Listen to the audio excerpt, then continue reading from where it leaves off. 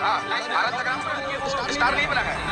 कमर चमकाने से, हाथ चमकाने से छक्का बनते हैं, कोई स्टार नहीं बनता है। और वो स्टार दोस्तों, पावर स्टार पवन सिंह के फैंस ने खेसारी लाल यादव को जमकर रेल दिया है और आप भी अगर पावर स्टार पवन सिंह के फैन हैं तो चैनल को सब्सक्राइब कर दीजिएगा। सोशल मीडिया पर काफ़ी ज़्यादा वायरल हुआ था फरिश्ता मूवी का टिकट। थिएटर में बहुत ही ज़्यादा महंगा बिक रहा है और दोस्तों काफ़ी ज़्यादा भीड़ हो रहा है। और दोस्तों बता दें आपको, छपरा में 3 दिन के बाद वहाँ पर खेसारी लाल के फिल्म को देखने के लिए कोई नहीं था और बलिया के एक लड़के ने खेसारी लाल को बहुत ही करारा जवाब दिया है और उस लड़के ने बता दिया है कि अगर सरस्वती जी वास करती हैं तो किसी सिंगर के अंदर वो है पावर स्टार पवन सिंह।